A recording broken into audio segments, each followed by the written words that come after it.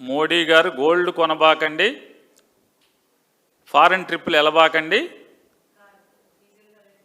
కార్లు వేసుకు తిరగబాకండి, అవసరమైతే పబ్లిక్ ట్రాన్స్పోర్ట్లోనూ ఒక కారులో 3-4 కలిసి వెళ్ళమని చెప్తున్నారు.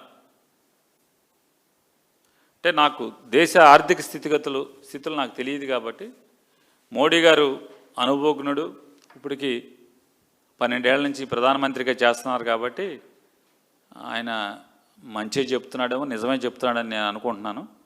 అనుకుని నేనేది ఏంటంటే, మోడీ గారు ప్రధానమంత్రి గారు, మీరు ఈ రాష్ట్ర ప్రజల్ని మీ మంచి ఆలోచనల్ని లేకపోతే మీ సూక్తుల్ని ఆలోచించమనే బదులు అయితే ఆచరణలో పెట్టమనే బదులు ముందు మోడీ గారిని కూడా ఢిల్లీ నుంచి అన్ని చోట్లకి రైల్లో వస్తే బాగుంటుంది, ఆయన కూడా కమర్షియల్ ఫ్లైట్లో వస్తే బాగుంటుంది. మోడీ గారు ఎవరైనా ఏ పాలకుడైనా గొప్పోడు ఎప్పుడవుతాడు? నీతులు చెప్పినప్పుడు ఆచరించాలి. ఆచరించినప్పుడు మాత్రమే ఆ పాలకుడు గొప్పోడు అవుతాడు, ప్రజలు కూడా ఖచ్చితంగా ఆచరిస్తారు. అలాగే ఆయన నిన్న పవన్ కళ్యాణ్ గారింటికి, డిప్యూటీ సీఎం గారింటికి, అట్లాగే de facto chief minister Nara Lokesh Naidu గారింటికి, ఆంధ్రప్రదేశ్ చీఫ్ మినిస్టర్ గారు చంద్రబాబు నాయుడు గారింటికి. ఇక్కడికి ఒక విచిత్రం ఏంటంటే, రాష్ట్ర ప్రజలకి ప్రపంచంలో ఎక్కడా ఉండదు. ఒక రాష్ట్రానికి ముఖ్యమంత్రి, ఒక రాష్ట్రానికి ఉప ముఖ్యమంత్రి, వాళ్ళ ఇంటికి ప్రధానమంత్రి గారు ఎక్కడ వెళ్తా అంటే పక్క రాష్ట్రంలో వెళ్తాడు. మా కర్మ కాకపోతే ఏం చెప్తాం?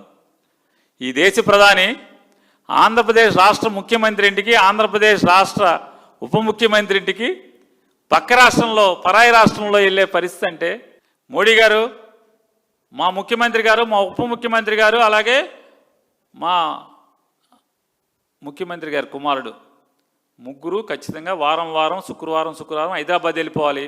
వాళ్ళ ముగ్గురు స్పెషల్ ఫ్లైట్లో వెళ్తున్నారు. వాళ్ళ ముగ్గురిని ఒక కారు వేసుకుని హైదరాబాద్ వెళ్ళమని చెప్పండి.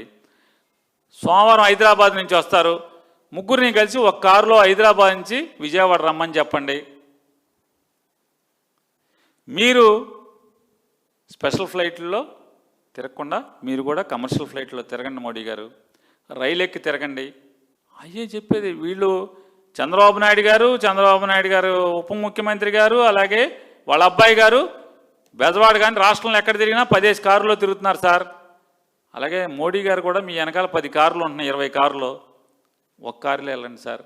వీలైతే ఆయన దిగిపోయిన ముఖ్యమంత్రి గారు ఉన్నాడు, స్టాలిన్ గారు, ఆయన ఏదో చెప్తున్నాడు, సార్ మీరు భయపడ్డారు సార్, ట్రంప్ గారికి భయపడ్డారు సార్, ట్రంప్ గారికి భయపడి పుతిన్ గారి దగ్గర ఆయిల్ కొనట్లేదు సార్, అక్కడ కొనండి సార్, ఈ బాధలు ఉండవు సార్, మనందరం కారు వేసి తిరగచ్చు, బస్సు ఎక్కి తిరగక్కర్లేదు, నలుగురు ఎదురు కలిసి ఒక కారులో వెళ్ళక్కర్లేదు సార్ అనేమో స్టాలిన్ గారు చెప్తున్నాడు.